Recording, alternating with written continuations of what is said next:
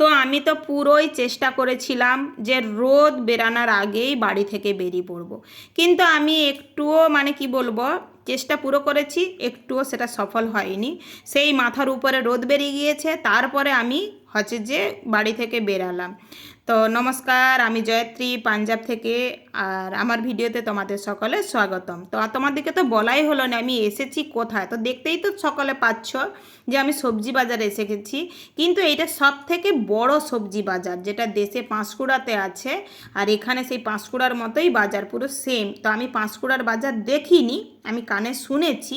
তো এইখান থেকে সব পাইকারি হিসাবে সবজি বিক্রি হয়, আর এই সবজি নিয়ে গিয়ে সবাই ব্যবসা করে। দেখতেই পাচ্ছ সব কিছু প্যাকিংয়ে প্যাকিংয়ে রাখা আছে। আর এই যে প্যাকিংয়ে সবজিগুলো, তো মানে নিলে খুবই সুবিধা। এটা একজনের পক্ষে মানে নেওয়া যাবে না, যেহেতু অনেক আছে। আর এগুলো সব 10 কেজি 10 কেজি করে মনে হচ্ছে ওয়েটে মাপ করে রাখা আছে। এটা যদি দুটো তিনটে ফ্যামিলি কি চারটে ফ্যামিলি মিলে নেওয়া হয় তাহলে গিয়ে এটা সুবিধা হবে।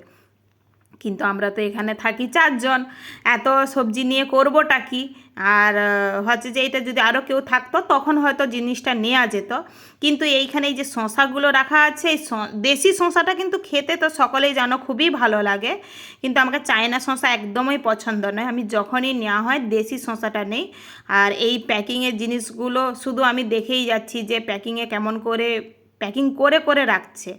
আর সবজি বাজারে অনেক মানুষ গিয়েছে, যে যেমন পাচ্ছে সবজি নিচ্ছে।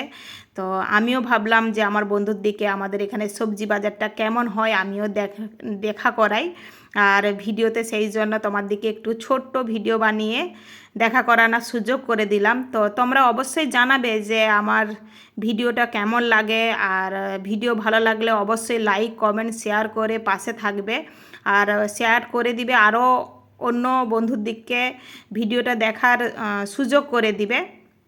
তো এই যে সবজিটা বন্ধুরা, আমি নিজেই বুঝে উঠতে পারিনি যে সবজিটা কি। এটা দেখতে কেমন জানো, যেরকম কি বলে অপরাজিতা ফুলের বিচেটা হয় ওই রকম ওই সবজিটা দেখতে। তো দেখতে ভালো জানিনি, আমি তো খেতে জানিনি, আমি তো দেখে দেখেই চলে আসলাম।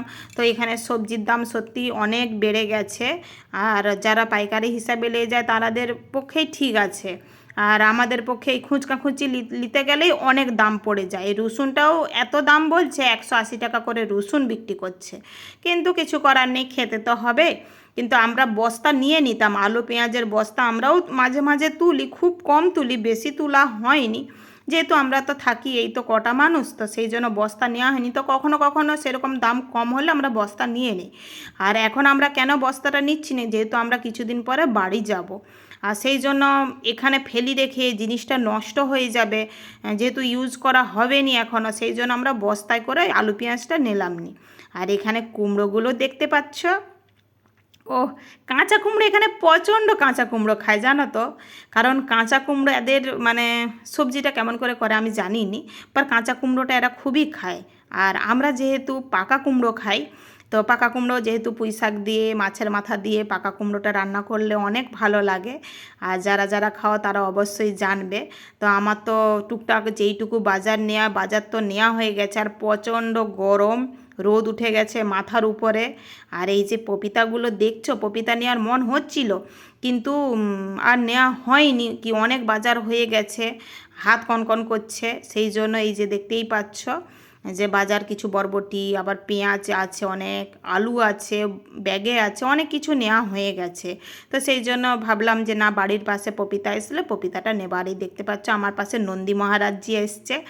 এরা খুবই ভালো, এরা কখনোই কিছু বলেনি, সাইড দিয়ে চুপচাপ করে চলেই যায়। তো আমার হাতে তো আর রুটি নেই, বা এখানে কোনো দোকানদানি কিছুই নেই যে হ্যাঁ দোকানদানি আছে একদিকে কিনে কিছু খাওয়ানো যাবে, কিন্তু কিছু আমি খাওয়াতে পারবো নি। তো বাড়ির সামনে আসলে অবশ্যই খাওয়াবো। তো আজকের মতো এখানেই শেষ।